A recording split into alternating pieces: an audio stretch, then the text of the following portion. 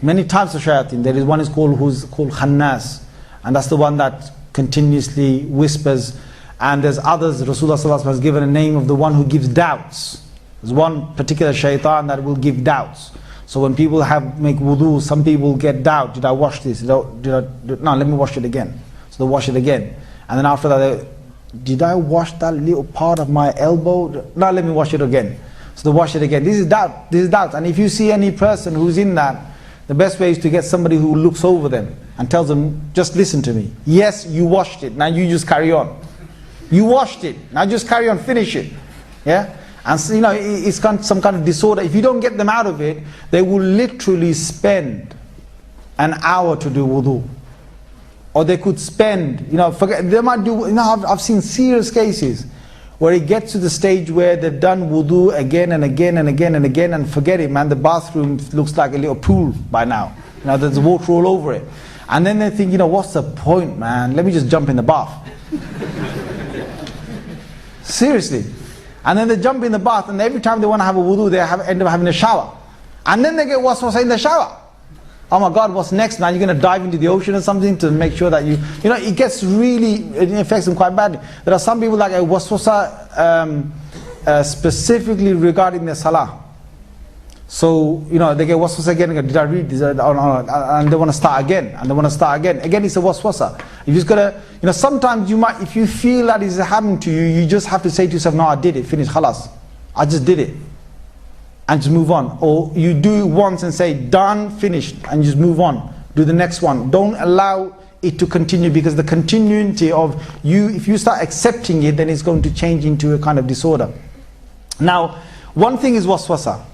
Next thing is, when he comes for waswasa into a house, because it comes to every single one of us, okay? Jinns have been in every single body, alright? Are you scared of jinns, guys? No, you're not. You know why? Because jinns come in our bodies every single day. They do. Every single day jinns come. In fact, when you wake up for Fajr, you've got a jinn that's already tied, a shaitan that's already tied 3 knots over your head. Just over that part of your head, tied 3 knots. Every human being, especially the ones that want to wake up for Fajr. There's a specific group of shaitans that are just after making us miss Fajr Salah. So if you missed your Fajr Salah this morning, you had a group of jinns that came to your house, and they basically did their little job. So what they do is they tie 3 knots, and when you wake up they say, Nam nam alayka laylun tawil. Rasulullah sallallahu alaihi wasallam said this to us, in the hadith in Muslim, that you sleep, you've got a long night.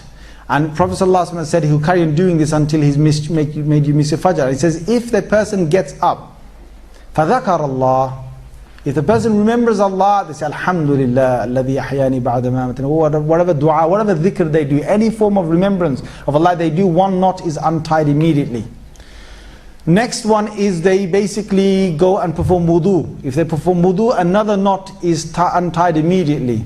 And one of the key things in the wudu that we do to try and get the influence of the shaitan away is to rinse the nose properly. Now a lot of people don't do this sunnah properly. When you rinse your nose, have you seen some people rinsing the nose wudu? They just clap down and they go. There's a bang there, nose 3 times with water. That's not rinsing your nose. Some people just get water and they just go straight on top of their nose. That's not rinsing your nose. It's in the inside. Okay, so some people, what they do, their rinsing of the nose is just basically grab some water and just stick it up in there, stick it up in there, that's it, they've rinsed their nose. And some other people, they want to basically, do the classical one, yeah? You better not watch, brothers. Yeah? And then release some explosion from their nose. Yeah? Be careful, brothers. There's other brothers doing wudu, yeah? Make sure he doesn't fall over him, he's got his clothes over there as well. I don't like, you're just trying to do wudu in the wudu area, right? You got some brothers who are trying to do wudu. I think, are you doing wudu or are you making me do wudu? Because it's half over your jubba, whatever, your trousers, yeah. And when the guy basically does the classic one, you just basically want to make sure that he doesn't blow it all out onto yours, clothes or something. So anyway, the sunnah regarding this, and it's very important because Rasulullah sallallahu alaihi wasallam said that فَإِنَّ الشَّيْطَانِ يَبِيتْ فِي خَيْشُومِ. Rasulullah sallallahu alaihi wasallam said that the shaitan sits just at the end of your nostrils, within just your nose. He sits there throughout the night because you're in forgetfulness, you're not in a state of dhikr.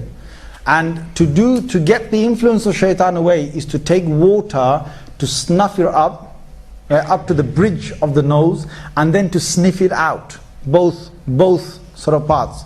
So to take some water in is one sunnah, to take and blow the water out is the second sunnah. Both these sunnahs complete cleansing the nose at the time of wudu or ghusl, at the time of performing ablution or having a bath. So that's the second one. The third one the hadith says is that the person prays. When you pray 2 rakats, the last knot that is there will actually be untied.